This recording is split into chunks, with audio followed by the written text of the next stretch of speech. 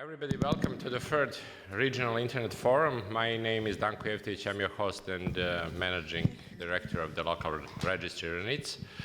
I would be short and brief. I'll just say a few words how we started this and why we're organizing and how we can go from here. We have, as most of you witnessed today, our yearly domain name Internet Domain Names Conference. And we saw that there is a significant regional interest in these topics, and we tried to engage more with the region to see how we can contribute by our experiences here and the conference we are organizing. And we started last year this regional forum that is part of the conference. We took the opportunity of all this organization and presence of some of you already here to do more and to bring back to the regional community opportunity for us to sit together and discuss all these topics. So in brief, we will try to continue to do more of this work, but this forum is not about us as a host, it's all about you as local communities, as local registries, CERTs, local governments to discuss all these topics. So we will try to do our technical part, to organize things and to ask you to bring us your views, what we can do better, how we should organize this regional internet forum next year, what are the topics.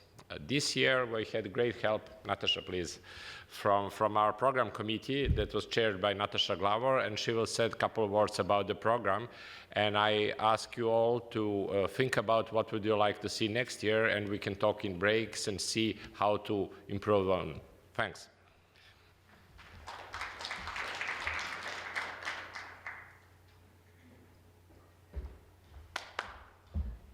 Thank you for everything. Okay. Thank you, Danko. Hello, everybody. My name is Natasha Glavor. I come from Croatian Academic and Research Network. And as a program chair of this year's Regional Internet Forum, and on behalf of the whole team, I'm delighted to have you all here today. Thank you all for coming. This is the second consecutive Regional Internet Forum organized by National Serbian Internet Domain Registry, and it brings together experts from the various fields, legal experts from the region and the wider, computer emergency response teams, representatives of state bodies, global internet organizations, and local internet communities, presenting hot topics from their professional areas.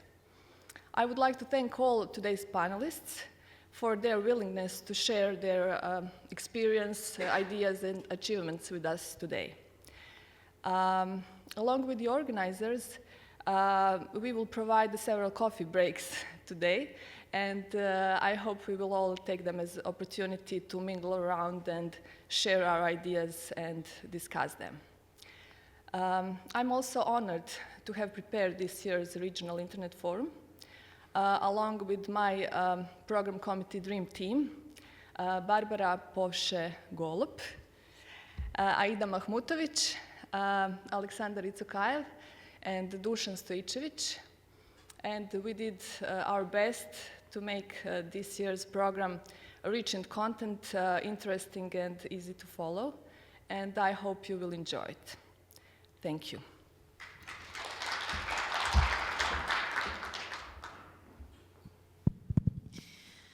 Good morning, sleepy party people. I've heard there were some parties last night. So what I propose, well, first of all, good morning. My name is Aida. And along with my colleague Dušan, we will be presenting or introducing our speakers tonight. This morning. So we will have 10 speakers, but we will have a coffee break in between, so don't worry. It is my great pleasure to see diverse speakers in terms of gender. Therefore, as the first speaker to open, I would invite Gabriela Šitek from ICANN Europe, Stakeholder Engagement Manager for Central and Eastern Europe. As ICANN is in the middle of an important evolution, we look forward to hear about that and also to see what kind of strategy they have for our region. Therefore, Gabriela will present on ICANN's evolution and engagement in Southeast European region. Thank you. Okay, thank you. Hello, everybody, again. I think most of you saw me yesterday, but thank you for inviting me to this part of the meeting. And I will actually start by skipping the 2 first slides, because I realized that you will all know what ICANN is already, so that was not necessary. However, I also wanted to explain a little bit how we work in our multi-stakeholder model that we talked a lot about yesterday, because I'm not sure that you all know how that works within ICANN. So we do actually have ways and fora for everyone to get engaged. So if there's anyone, I don't know, someone off the street who today says, oh, I want to get engaged with ICANN, we actually have a way and a fora for him or for her to get engaged. And we have a fora for governments, we have a fora for CCTLDs, technical community, academia, and so on. Really, everyone who wants to get involved can get involved.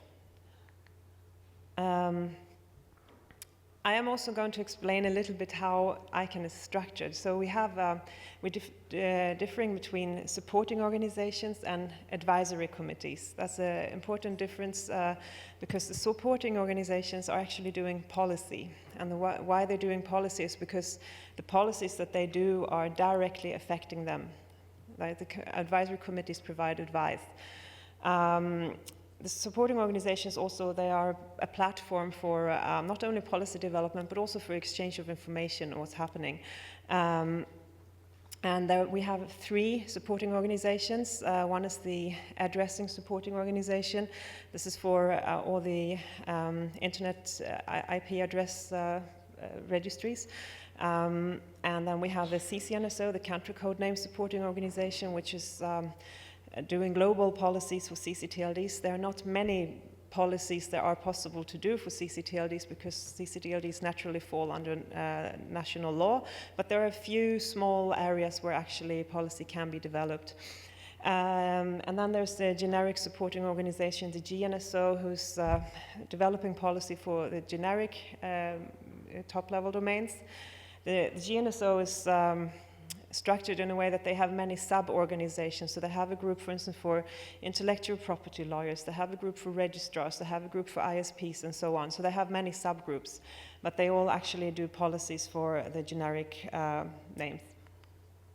And then, as I mentioned earlier, we have the advisory committees, also called the ACs, and they basically just provide advice on the various topics that are discussed. So we have an at-large advisory committee. This is for the end users.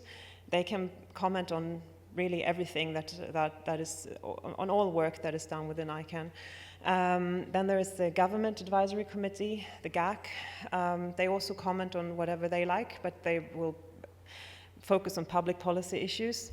There's the RSAC dealing with root server issues, and then there's the SSAC who's really dealing just with the security and stability of the internet. So they all provide advice on their topics. And as Aida said, I'm going to speak a little bit about the IANA stewardship transition, because that is something that is really huge right now within ICANN. It's the biggest thing that has happened in the history of ICANN. You will know that since the foundation of ICANN in 1998, it was actually under the stewardship of the US government and a department called the NTIA. Not all governments like this. This wasn't perhaps an ideal solution because the internet has, after all, become a global resource. The US government got more and more under pressure, and in March 2014, the NTIA actually announced that they will release their oversight function over the IANA, but gave a few, conditions and or principles. And the principle says basically that it has to be the multi-stakeholder community that develops a proposal on how this transition is going to look like. what IANA and ICANN is going to look like afterwards. IANA is this technical function of ICANN, which really, this is what it's all about, this IANA function. And one very, very important thing is that they said very clearly that they will not accept a proposal that will replace this American oversight function by a government-led or an intergovernmental organization. That was very clear, so it was really up to the multi-stakeholder community to come up with something. So after March 2014, that meant that the multi-stakeholder community got really, really busy. This is a compilation of some statistics about what happens. You can see there were over 600 meetings and calls about this, over 33,000 email list exchanges, and so on and so on. Not going to go through everything, but you can see there was a lot of work being invested in this. And so where are we now? Well, last week ICANN met in Marrakesh. And what happened in Marrakesh was historic because all these groups that I presented earlier, the supporting organizations and the advisory committees, they all agreed on the final proposal that they had developed. And also about the proposal how ICANN will be accountable after this transition. And then this went to the ICANN board, and the ICANN board signed off on this proposal as well. And then they sent it immediately to this NTIA. And now the NTIA has up to 90 working days to check if we have actually fulfilled all the requirements. At the same time, there will be congressional hearings and so on. And at the end of this process, we hope that they will agree on releasing their oversight function. We hope that we have fulfilled all the criteria. So hopefully, maybe July, ICANN should be truly independent. So very common question is what's going to change? We hope and we think that for the average end user, absolutely nothing will change. They will probably not notice anything. However, for the involved multi-stakeholder community, you will actually have a much bigger responsibility now because you will, you will have the oversight function now, and we will be accountable to you. So we really need you. This is a different topic. My colleague Andrea, who's the regional manager for this region, who can't be here today, he asked me to present. This is a little bit about what ICANN is doing in this region.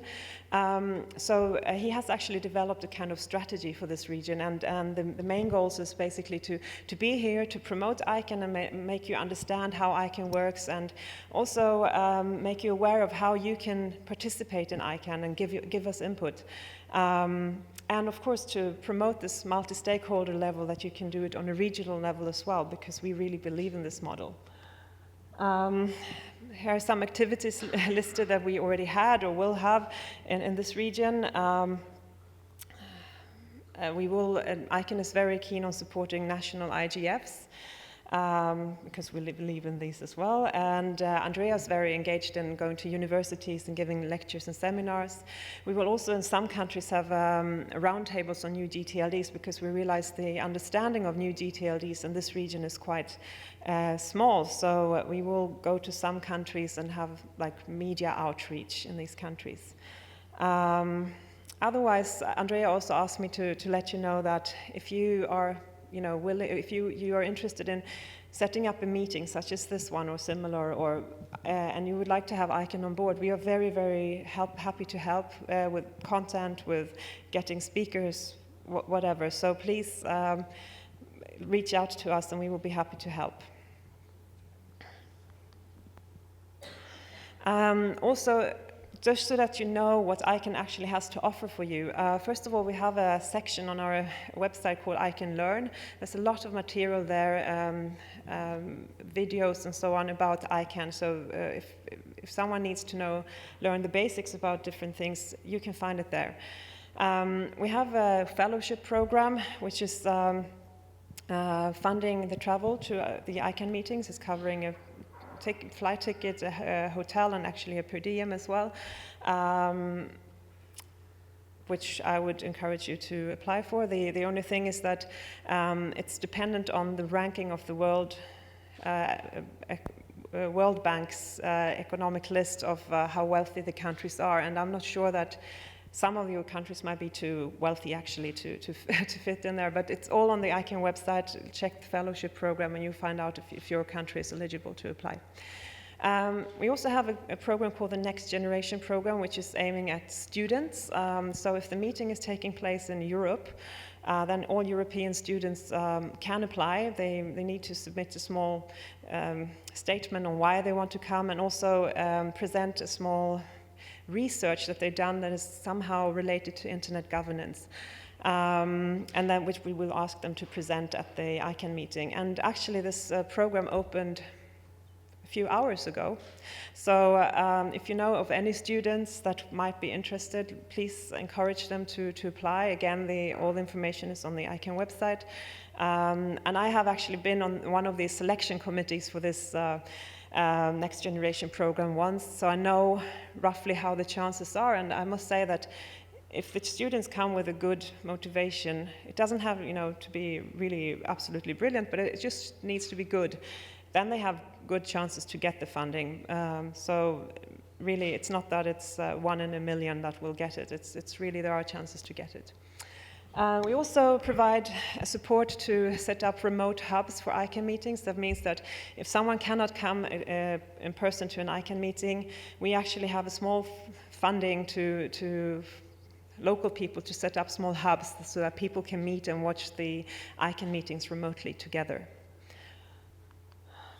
I also wanted to mention that we're having a new CEO. Quite funnily, many think he's from the Balkans because of his first name, which many think is pronounced Goran, but he's actually from Sweden. His name is pronounced Göran. And he will start in May. He will work from the Los Angeles office, and he comes from a Swedish telecom regulator. So it's going to be interesting. This is my last slide, and I just want to underline again how important it is for ICANN to get you all involved in us, and especially now after the, or during and after the IANA stewardship transition. Your participation is really crucial, and as I mentioned yesterday, we have a small issue from this region that we don't have all sectors involved, so we really hope to see more people getting involved, because don't forget, all the policies that ICANN is setting for now are largely set by others, and they will actually affect you sooner or later. This is just a generic slide on how to get involved, but please contact me if you want to follow up on anything I said, and I'm also happy to get you in touch with Andrea, who's really responsible for this region. Thank you. Thank you, Gabriela, very much. So I would just like to invite you, while listening to Gabriela, maybe someone has a question or two, how to get involved now. And regarding invitation for students, I would just like to add that it's the call is open until 18th of April, and if you know any students that would like to apply for Next Generation program, it's really an amazing program, if you allow me to say this. So 18th of April, just to check on the ICANN website. And for any other questions, I guess, Gabriela, as you said, they can approach you and ask. Yeah, okay. Thank you.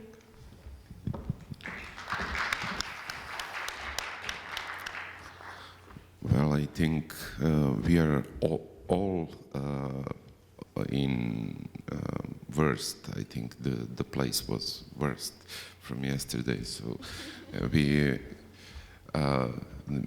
my colleague was getting wrong that this is tonight. We are in closed room. So basically, I would like to announce next speaker. This is Ilya. My dear friend Ilya from Bulgaria. He is chair of the executive committee in Core Association, and he will explain one new thing that he already started in our region. So Ilya, please. Good morning, everyone. I would like to thank to the organizers for inviting me for second year. Actually, it's my third year to this event, and it's getting better and better. This year, I would like to present one of my new projects. together with Aida over there, that I ran into a problem, and I think we found a solution.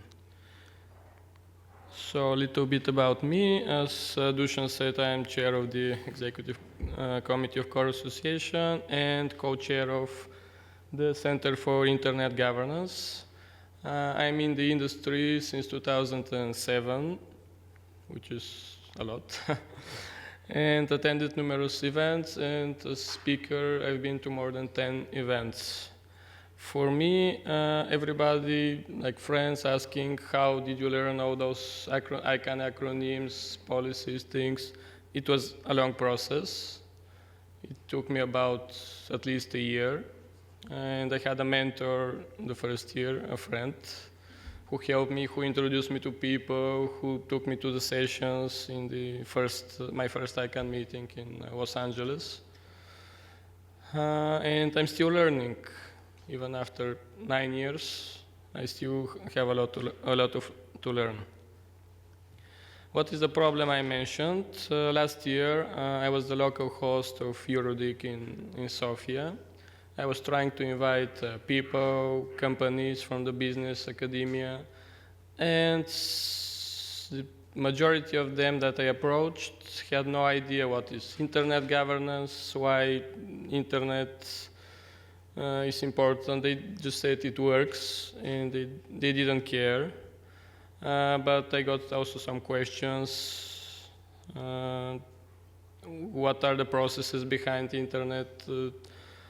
And then I saw a problem, that the lack of knowledge of how internet operates, at least in Bulgaria and other countries in the region, is a problem. We have some people that are very knowledgeable and others that do not know. You don't learn this in university, as they told me. There are some courses that are a bit expensive for the region. I was talking to different people, trying to send them to Germany and to other courses in US, but when they see the price, they said, I cannot afford this.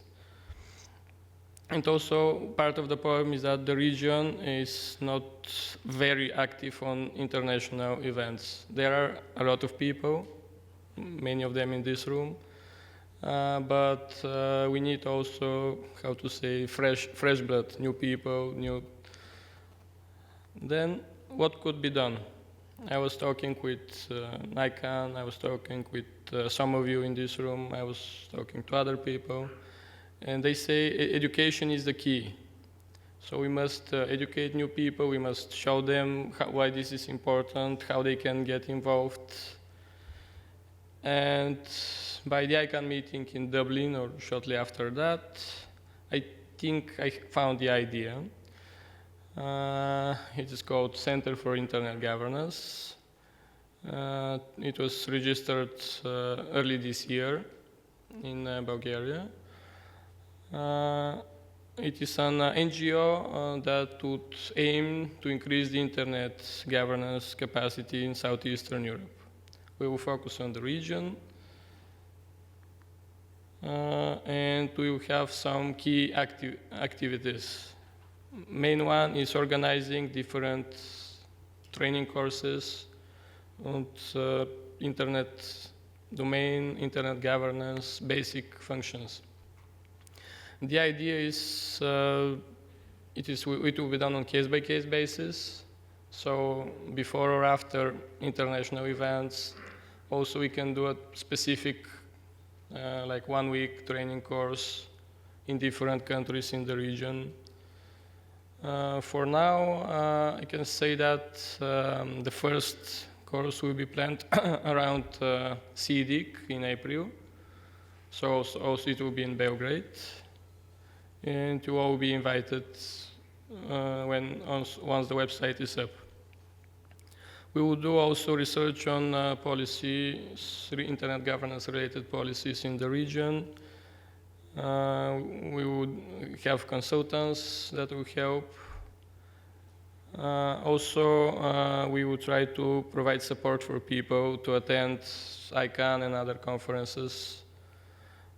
Because as Gabriela said, ICANN has some programs like the Next Gen, like the fellowship, but sometimes I was talking to people, they said they applied and they were not selected because also the region is not in the, how to say, the low-income countries. We do have some. So we will try to help ICANN to bring more people from the region. We will also focus on cooperation with other initiatives like Diplo in Serbia, like the summer school in Germany, the summer school on internet governance, and we are open to suggestions. So you can contact me anytime and say, I have this idea for a project. Do you think we can do it? So if you have any questions, comments, suggestions, you can contact me anytime. Dušan knows I'm available 48/7. So I will try to answer everyone as soon as possible. And you can find me in the breaks and talk to me. Thank you.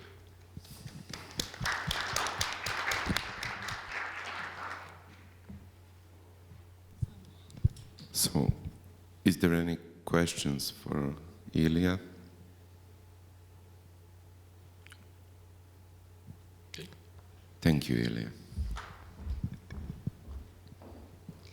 Thank you, Ilya, once again. Next, I would like to invite Marija Kujačić, Head of Department for Implementation and Support at Doctorate for E-Government from Serbia, with the team Progress and Next Steps in Opening Data in Serbia. So what we are about to hear in our next presentations is actually what is being done, which activities are being done in all of our neighboring countries. Therefore, let's see what's happening in the region. Thank you. Good morning to everyone. It's my pleasure to be here with you. I'm cooking today open data, so a lot of calories and maybe added value. So this is probably a new topic in Serbia. I don't know about region, but I heard about open data 2 years ago, and it was on some non-government organized event. And after that, I had an opportunity to attend a conference in Canada, in Ottawa. It was a huge third international conference on open data, and I think that was the moment when I recognized the power which is in opening government data. Not only in transparency, in creating new jobs, but to get some added value, and there is a lot of money in open data. So I would like to present you today what's the progress in open data initiative in Serbia and what are we planning next as the next steps. Sorry. Yes, that. So, as Aida said, I work for Directorate for E-Government. And this is a body inside the Ministry of Public Administration and Local Self-Government at the moment. And my institution is in charge, main mandate is in e-government, but somehow open data at the first glance is almost in each country connected to e-government. But I think it's a little bit wider topic. In December last year, Serbian government has adopted a strategy for e-government development in Serbia, The strategy is until 2018, and it has a following action plan, which is for 2015 and 2016. For this year, so 2016, there is in action plan one separate part which is dedicated to open data development. And it's a good basic for moving forward with this. Serbia is member of OGP, of Open Government Partnership, from 2013. And at the moment, the second action plan is in, let's say, mature phase of preparation. And what we have else is a commissioner for free access to information of public interest and personal data protection, which is one regulatory body which is about opening public sector information and access to data. Last year in June, in Serbia has been conducted ODRA. ODRA is Open Data Readiness Assessment for the country, and it was in collaboration with World Bank and UNDP office in Belgrade. And I don't know how much are you in this methodology. It is a very clear methodology, and you can measure how the country is ready and at that moment for moving forward with open data. And it was measured, I think, 9 dimensions. One of them, which is very important, is political will and awareness about importance of open data. Then institutional framework, legislative framework, technical capacities, and so on. So it's a very clear and good methodology. And what was really good, that after that, it was an action plan developed how to progress further in each of that dimensions. As a result of open data readiness assessment was that a couple of institutions opened the very, very first data sets. Ministry of Interior, which is, I don't know, it's interesting. Agency for Medicines and Medical Devices. So Agency for Medicines and Medical Devices was very first, and they opened the register of medicines and medical devices before ODRA. So somehow they recognized the importance of opening that data. Agency for Environmental Protection, Public Procurement Office, it was very interesting, and Ministry of Science, Education, and Technological Development. And I put this slide only to think about together why we would not open the data. What are the main reasons or obstacles or, I don't know, arguments why people don't like very much to open the data? So we all know that if we have information, we have some more power regarding the people who don't have that information, and that's very attractive to have power. Poor quality of data. That is very, very common excuse. But I had some international experience, and I heard everywhere that the quality of data is everywhere poor. So there is no, such a good quality data set which is with no errors or mistakes. One of the real, in my opinion, real obstacle is lack of analytical skills. I don't know how many data analysts we have in Serbia and what's the situation in the region, but I would say that that profession would be very, very important in some future. Lack of standardization, it's at the moment situation with the data. Less money in the budget. Opening data means not charging too much for data or giving data away for free. So, sorry, I did some mistake. And that's the problem as well.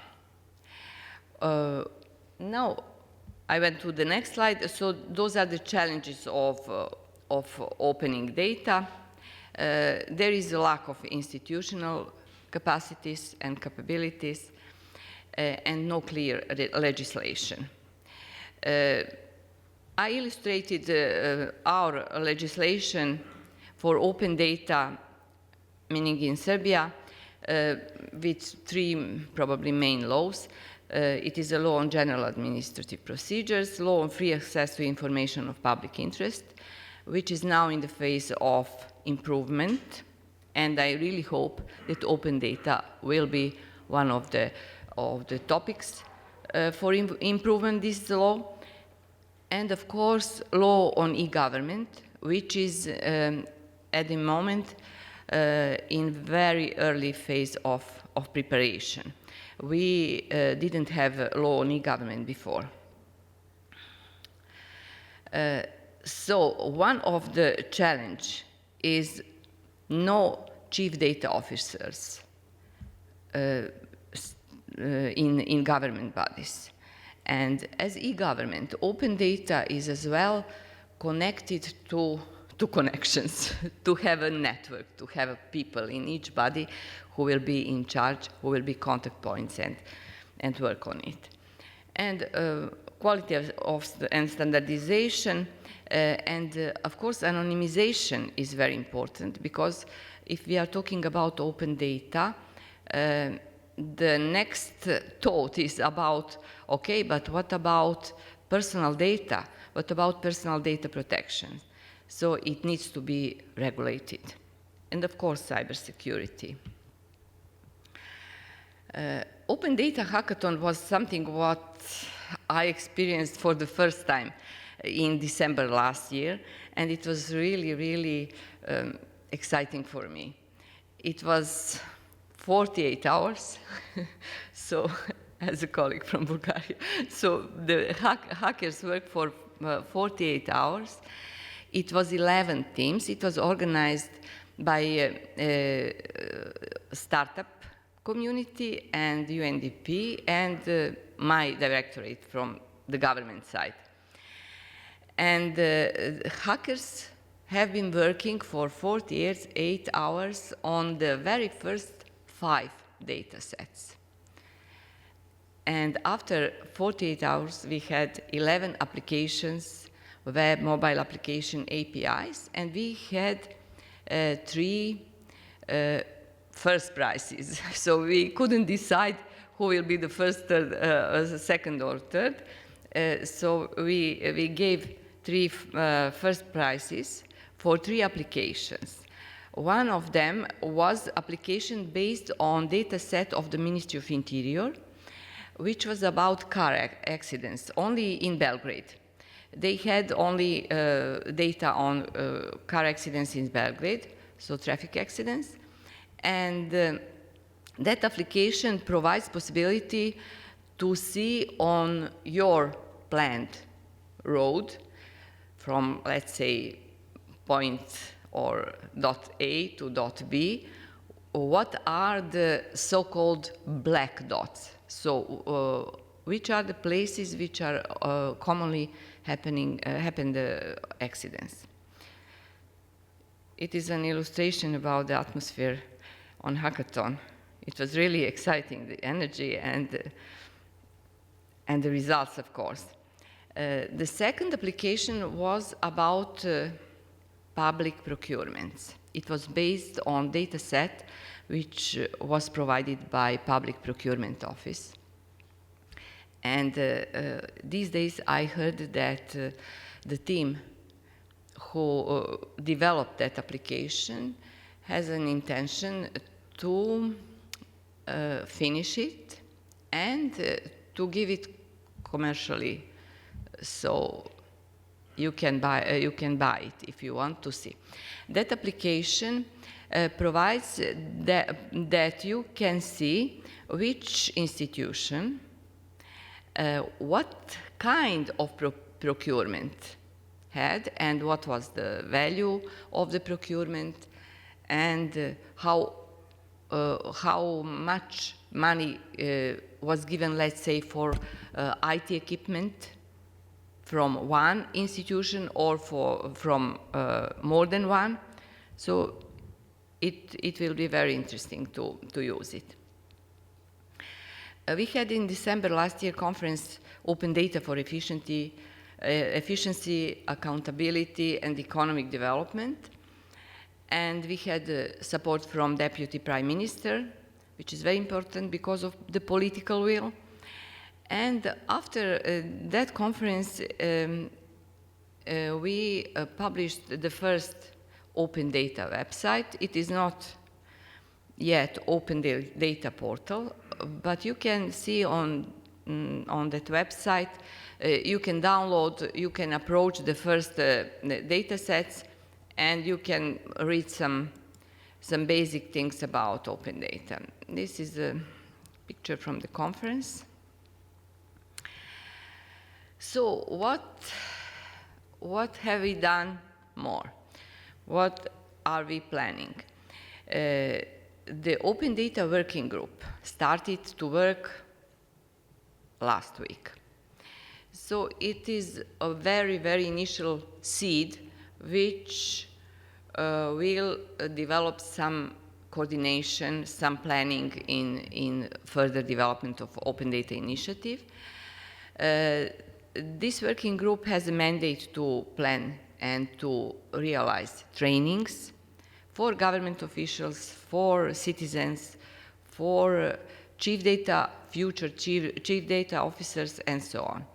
I really hope that one bigger open data project is going to happen in Serbia, and the mandate of a working group is as well to promote the Open Data Initiative, to invent open data standards, and of course include local governments, because in all this story, local government haven't been included so far. So it's very, very necessary to include them and to develop first smart cities in Serbia.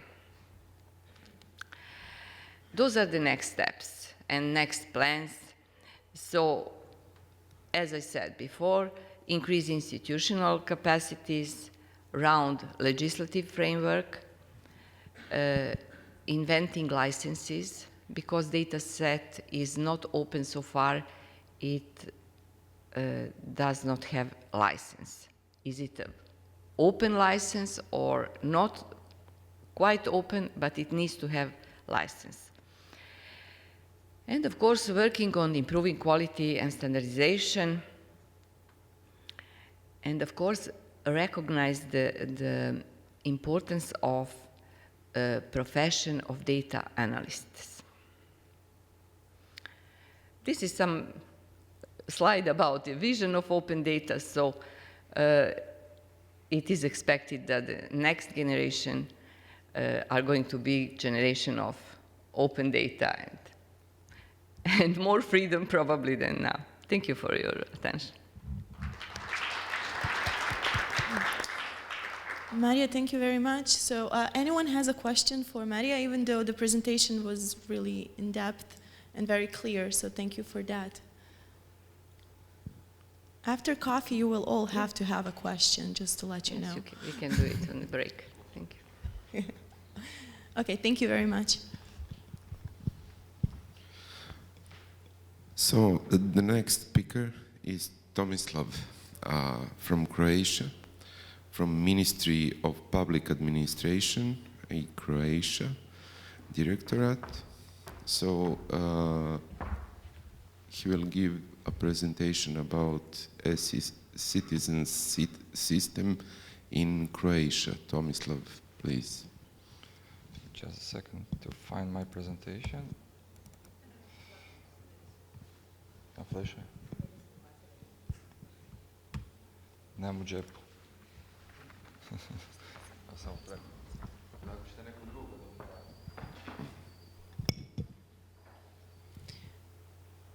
Okay, in that case, just to find a presentation, of course, that these things happen. Davor, would you be ready to present? Is Davor? Oh, yeah, okay, sorry, didn't see you. So, Davor Stojičević, coming from Slovenia, director of the Institute of Information Sciences, will tell us about COBIS.net, a good practice example in Southeastern Europe region. And we have a presentation. Okay, thank you, everybody. Yeah, that's me, but in one of my previous lives, I've been in your shoes.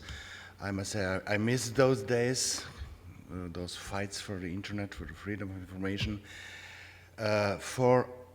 Okay, let's forget it. Let's talk about it, coffee. Now, this beautiful building, we are supporting knowledge, intercultural dialogue and development for the whole region. So my presentation is about a story which is a story of success in this troubled or stormy region in the southeastern Europe or Western Balkans, whatever is politically correct.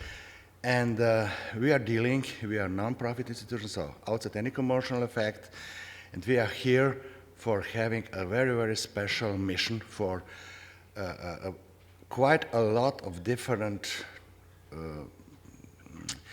habits of people living in this place. So, just to begin with the story, you heard about the story being in tram or in local bus or whatever. There were a lot of people. All were normal because they were looking outside through the windows. They were tapping and sliding on phones and tablets. There was just one psychopath sitting in the corner in the bus reading a book. Probably a book from a library, and that's one of our target groups. Okay, you see we are a UNESCO Regional Center for something. It's a glory.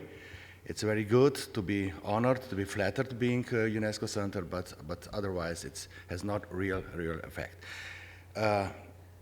Okay, Albania, Bosnia and Herzegovina, Bulgaria, Montenegro, Macedonia, Slovenia, and Serbia. Those are countries that have the very, very same, that share our idea, they cloned our systems, and we are using this for a lot of interesting things. So we are not a software factory, so it's not a commercial presentation of the best application and service in the galaxy. It is a presentation of a model, organizational model, that builds maybe a national library information system.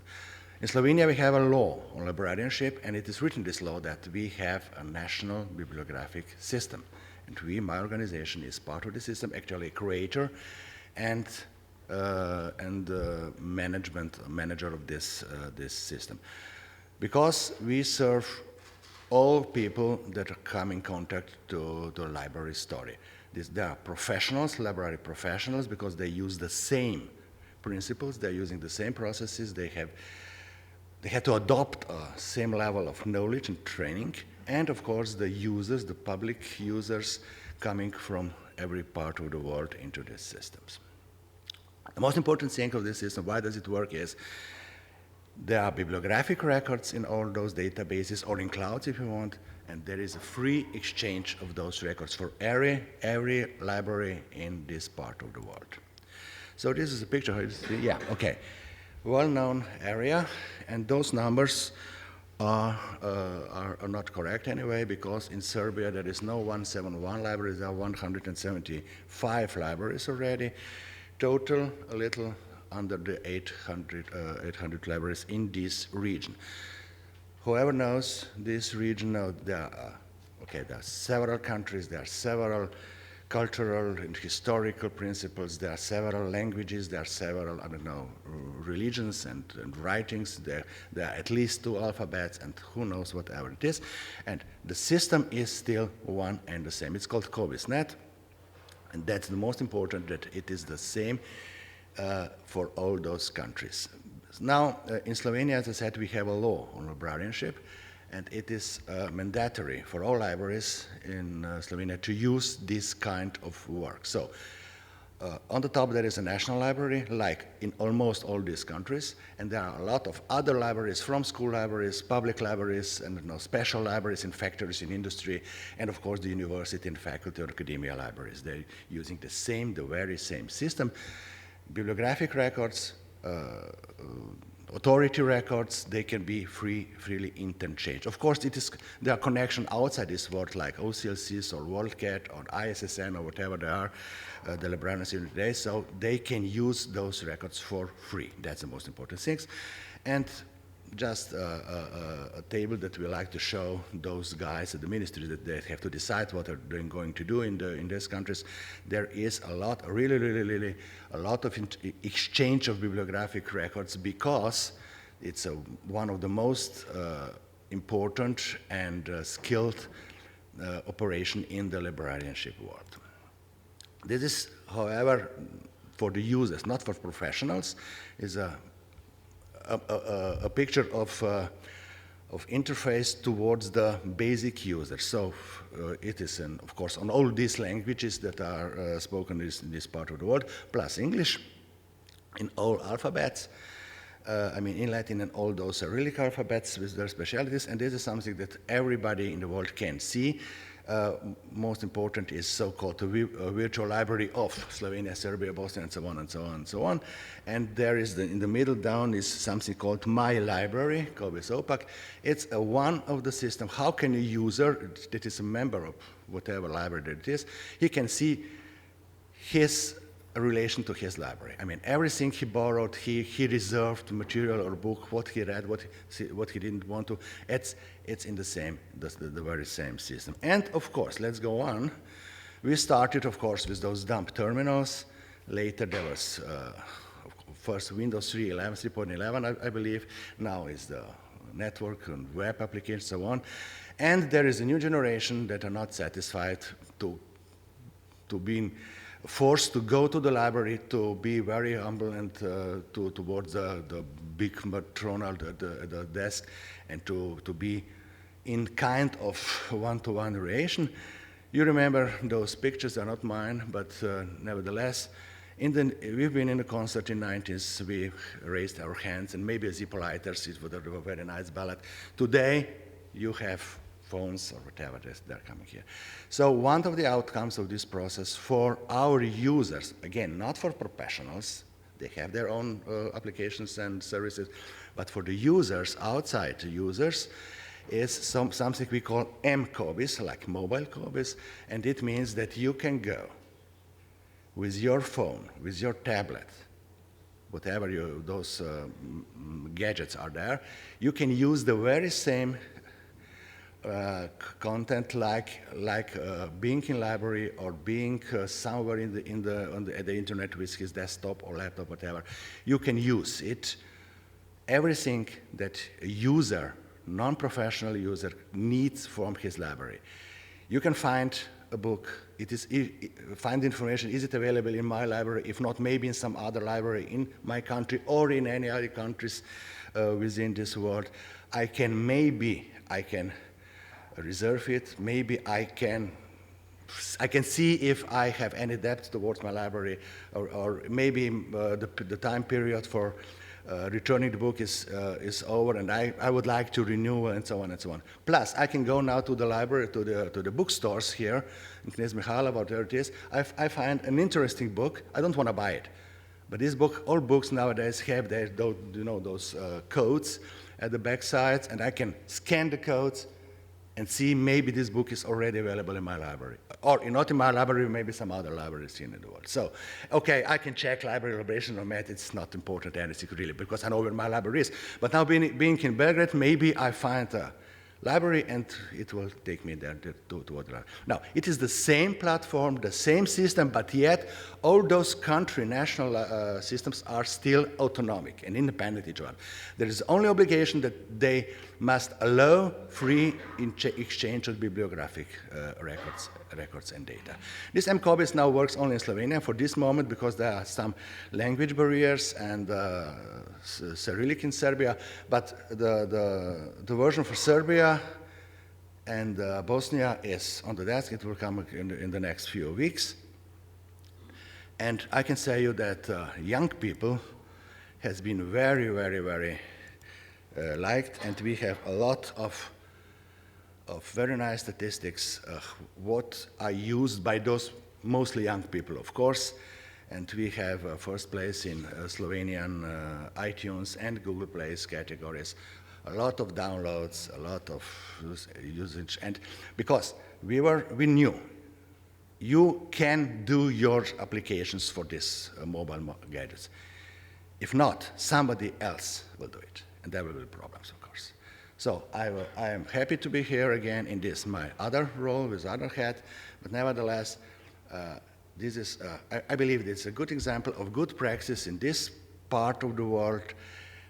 And why this good is, why it works, because there are the same underground of those layers. I forget about OSI layers, of course, but there is an internet or any other networking protocols, and together sharing is caring, and that's why I believe this is a really, really story of success. So there are two versions for the moment.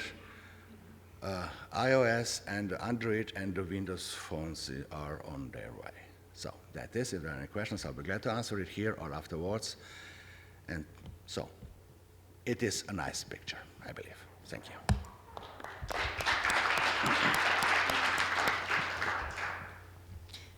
This was really interesting presentations. Oh, we have a question. Yes. Oh, finally, yeah. Okay, great. Okay, the guy who speaks Serbian better than her. Yeah. But what language are we going to do? Okay. You'll ask that. You didn't mention electronic books? E-books, are they a non-issue? Are they a showstopper or something else? I didn't mention, you're right, you're correct. In my opinion, e-book is just a book. So maybe a different kind of material, but it's still a book. But unfortunately, the libraries, at least in this part of the world, and in Europe also, or in the US, they cannot just go to the bookstore and buy a couple of e-books and put it on an e-shelf, you know. The problem is that providers are like something they have in their hand. So a library can make an arrangement with a provider for e-books, but they have to pay for a bunch of e-books. They have to use their software, in most cases. And I, as a user, then I will have one system for classical book, another system for e-book from Amazon, and third system for e-book from some other point. However, there is a chance that some publishers in Slovenia, they recognize this problem, and they came to us. What to do? How should we organize the market for the libraries that they will buy our e-books? And they did it. So in the public libraries in Slovenia, you can, as a user, you can get and see also e-books from this one publisher. Mm-hmm. And it's an open platform invitation for all other publishers to do something the same. Because it's very important to use the same system for loaning, for getting the material, even for normal books or e-books. Because why? Let's say the libraries, for instance, are paid, among other things, also by some figures, by some statistics, how many books did they get, and so on and so on. There is something we call that our Ministry of Culture in Slovenia, they are giving money for authors, I mean translators, writers, poets, and photographers, illustrators, that has the most borrowed or loaned books. But that works only for classical books because there's no statistics for e-books yet. Mm-hmm. So, and there's another thing, of course, when you come into academic world, faculties, universities, and so on, they used a lot of e-books or e-reviews or whatever it is, and this is completely outside this model because, again, the providers, the vendors, they force libraries to use or to loan or to rent their system. That's the problem. Okay, thank you very much. Thank you. Thank you. I'm afraid to ask. Any other questions? Okay. One is good. We started off. So we will try again with Tomislav.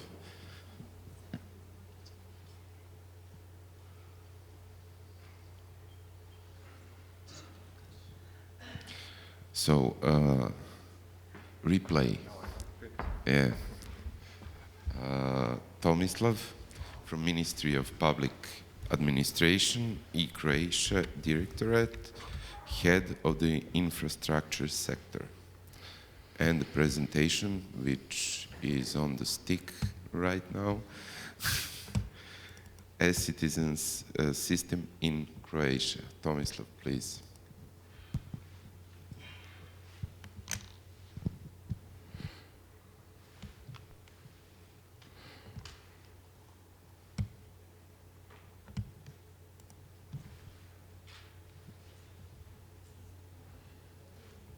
Okay, it's working now. Okay, thank you for inviting me, and hello to everyone. I'll try to present you briefly what we have done so far in Croatia regarding e-government services, because it's the story that has much with the organization of internet domains in Croatia, especially for the area of government domains. When we started our project, we had the same challenges like everyone. We had many people waiting in the lines for public services, and on the other way, on the other part of the story were e-government users, especially if we are thinking about the new generation of users that are coming, and this generation are not helping government really, because if something happens in government, for example, if someone is not satisfied really with the public service they are receiving, then in present time everything will be online in a second. So this is something every government has to challenge, and we have to find answers how to respond to these challenges. Croatian government 4 years ago decided to use every social network channel for communication with citizens. In the end, we were awarded as the most prolific government in Europe. And when you are looking about what sites are at the top in Croatia, then you will find that there are no government sites. There are only sites where people are looking for information. And if I have time, I can explain you what are the information that are most searched on internet in Croatia. But these are all preconditions we have to deal, and government made a decision to go online and to try to create as much as possible for citizens and to enable communication online. Our goal within this project was to create one-stop shop on internet, and other goals were to get all the people that were already registered for specific services or for specific purposes around the government, to get them online without any additional registration or without any additional administration or administrative burden. When we did our research 4 years ago, we had around 1 million of users of internet banking in Croatia, in comparison with 4.5 million of inhabitants in Croatia. And we said we will be good if we will get all the people that are using e-banking to the e-government side of the story. And we try to create for them single sign-on and single sign-off to all available e-government services. And what we did in preparation, we already knew what e-government services were most used, and we tried to connect them in the system, not to develop the new one. And when we were talking about the new services, we tried to find services that will get people to the e-government more often than it's usual in other countries in comparison, when you are doing comparison with other countries. In average, there is a statistic that tells that people are coming to e-government services 2 or 3 times per year, because there are not, that systems are not providing information that they need every day. One of the service that was breakthrough was the e-school diary, where we connected schools to the other project we are developing through the European funds. At the moment, we have 450 schools in Croatia that are connected to the e-school diary system, and parents have the option to see what is happening in the school on daily basis, with the small delay with 48 hours, because this was demand from school psychologists. They told us we have to create a delay for parents because it's necessary for children to get the courage and to tell the parents in between what really happened in the school. It's not good for the parents to have information what is happening at the moment. It's really necessary to have a delay. Last year, we received the reward on the Open Government Partnership Summit in Mexico. We received the award for the best solution in the region. I have a film, but I do not have time to show you. But it's online. If you are looking at the YouTube, you will find the Citizens movie. When it comes to the system has 4 main components and many other components.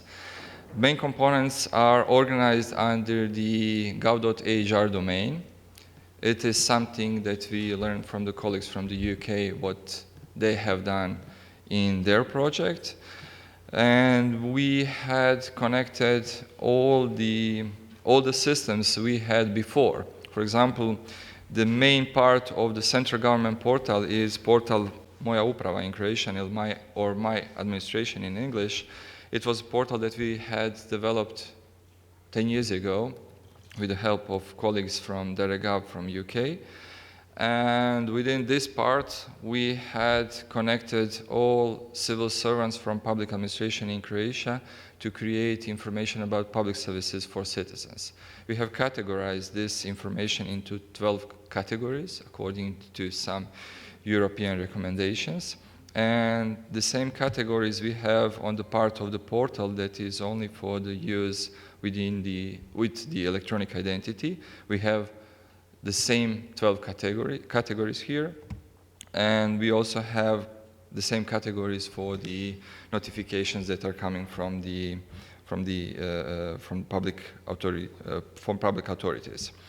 And this is also you are not seeing what I'm doing with the mouse.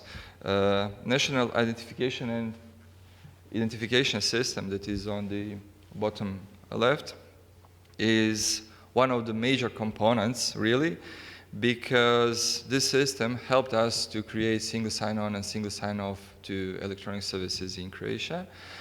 We opened this system to private sector because we learned that it's not necessary really for government to register all the people that are looking for the e-government services if we already have people registered, for example, in banks.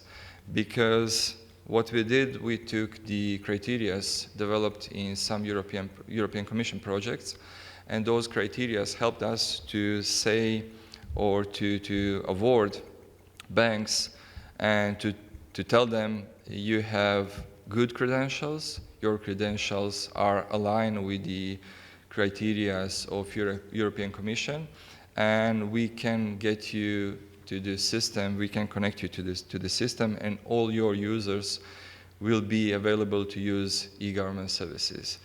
We learned this from the Baltic countries, especially from the Estonia and Sweden. They did this also before us. When we are talking about the main stakeholders, we had the support from the top of the government, and the management of the project is run by Ministry of Public Administration. We have system operators, national-owned companies, And we have 10 entities at the moment issuing the identity credentials. My colleagues back in Zagreb are having today meetings with new banks, and we are expecting by the end of maybe May, we will have 3 new banks in the system. We have around 20 electronic service providers and the same number of electronic messages providers in the system.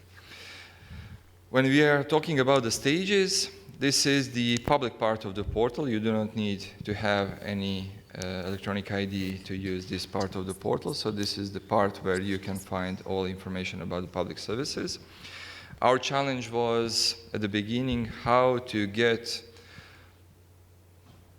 1,500 internet domains that were occupied by public authorities in Croatia into a single domain.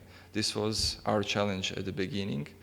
We are not at the half of the way at the moment, really, but with the central government, it's the easier way to do that. So we started with the government and with the ministries, and our story continues in the future. We are using the same content management system for complete public administration, at least for the institutions that are connected in the system.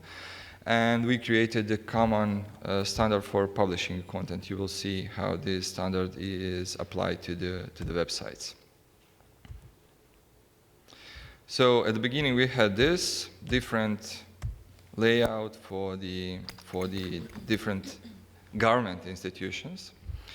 And we learned from UK that it is possible to create the same standard or the common standard for everyone. And nowadays we have this. This is government, government office, other government office, Ministry of Public Administration, Ministry of Regional Development. So what we did, we create the standard that allows public administration institutions to have 25% of the website content on their own, and 75% of the content of the website is prescribed by the standard. So if you are looking for information, for example, if you are looking for information that are under the Right on the Information Act, you will find this information on the same place on every government site.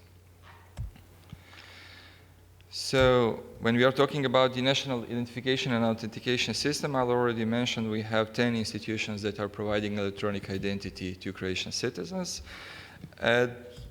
This system in the background has the criteria and the protocols that are based on the European Commission findings that were developed under other projects.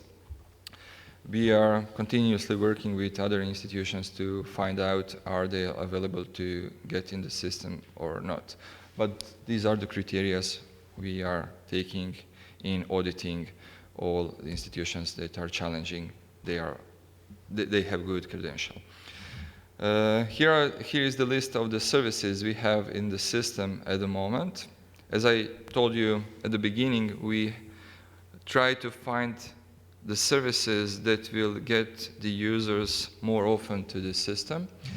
And this is, the first one, e-Citizens Inbox, is the service that is most used at the moment. This service is a service where citizens can receive notifications in advance from the government. For example, if your car registration is expiring, if something is happening regarding your rights, you will get notification in advance from government. For personal documents, you will get the notification 30 days before.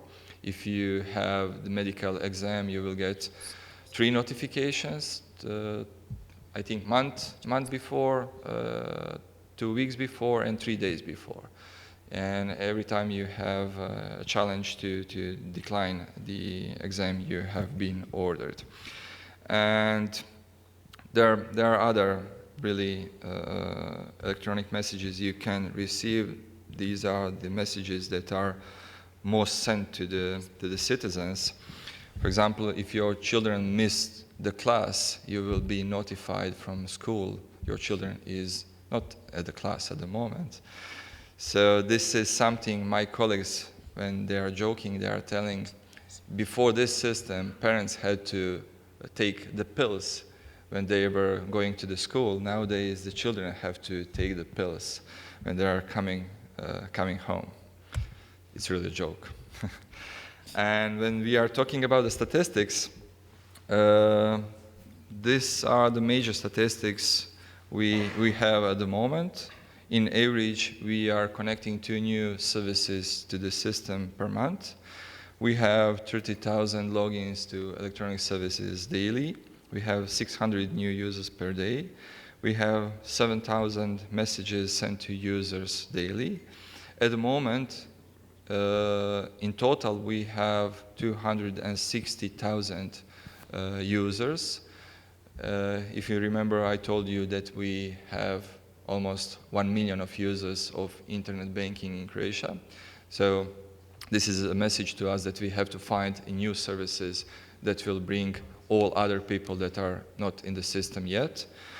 And the statistics we are the most proud of is a statistic that we outnumber the e-banking in the statistics of internet using in Croatia.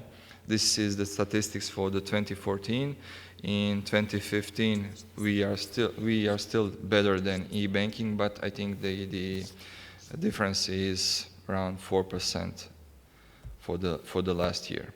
So the statistics were done for the presentation in Mexico last year. The plans for the next period are huge. We are continuing to connect e-banking systems. Yesterday, we finished application for the European Commission program, where we will adapt our services to be to enable citizens from all other EU countries to authenticate to our services. And our consortium is consisted from 10 institutions from Croatia. We have excellent services that will help us to get into the single market of the European Union. We are developing the electronic payment system. We are developing the roles management system, where we are trying to connect people in different roles. For example, if I have a role within some kind of private company, or if I'm a parent of a child, so I have to have all the roles I'm in the moment in the system also. We are working with the local government. They are not so fast at the moment, but I think in a month or two we will have them also in the system. And the biggest challenge is to develop more user-oriented services, because at the moment what we have in the system are services that are in most of the situation copy-paste what really happens in the traditional way. When we are talking about the user-centric services, we are thinking about cutting the number of electronic services really, and trying to get everything through web services and through the architecture that will bring the data in the system without connecting government systems, without connecting electronic services, only with the web services. If you are interested, you will find here additional information, and the contacts of my team are also here. So thank you, and if you have any question, I'm here. Any question? Yes, thank you. My name is Doman, I'm coming from Slovenia. I'm just wondering, what are you doing in terms of promoting these services? The way we did it in Slovenia is that we developed the system, and then we failed to promote it enough for the users to actually use it. Thank you.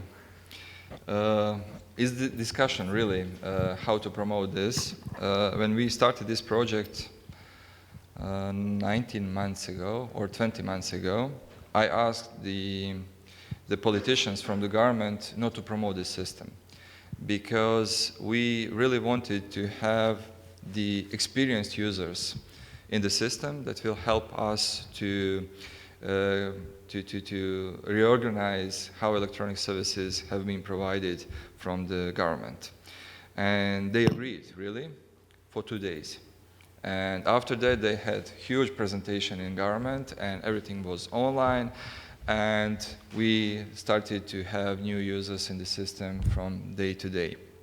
And we had problems because people were trying to get something from the government. The registers were not in the good shape. And if you tried to get the birth certificate, in some cases you got the notification that the authority is not able to provide your certificate to you. But in the first few days when we saw what is happening in the system, we get together and we had talks, and we decided to promote this system more in the back office, to tell the civil servants how to respond to the angry calls from the people that are trying to get their certificate and not able to do that. And this really helped us because we started to provide answers and to clear the data in some cases in few hours, in the worst cases in 24 hours. And we had a mark on the top of the site. This is the beta, and please help us to create this system even better. And we agreed to have this for 6 months, and they moved it, I don't know, in 10 days from the site. So this was the additional problem we had. The real campaign we had at the ending of the last year. It was the campaign that was on the Croatian TV, on Croatian radio. And this campaign helped us because last year we started to connect bank systems. So we had huge number of people that were coming, and this campaign will be continued in this year because, as I said, we just finished our application for the European project, and within this project we calculated some amount of money for promotion also. Any other questions here?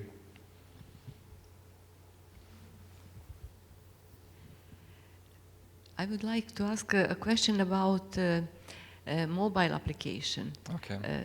Do you plan it, or in what phase is the development? Can I get the... Okay. We have mobile applications at the moment already for some parts of the system. We have, I don't have my smartphone here, but we have a national token created for smartphones for iPhone, for BlackBerry, for Windows Mobile, and for Android. And we also have this e-citizens inbox for the same for all platforms, if you want. And within this, you can receive notification bar that something is happening. We do not have yet electronic services in mobile applications because at the moment we do not want to have them because they are not in the good shape. We are working on the creation of standard for electronic services that will take into account HTML5. And as I told you, we are working on development of web services that will get the data in the platform, not connecting new services from day to day. So this is our decision at the moment, how to deal with the mobile platforms. When it comes to the users, we have a real challenge because at the moment 50% of the users of the internet in Croatia are coming from the mobile platforms only. Yeah. Any other question? Okay, thank you, Tomislav.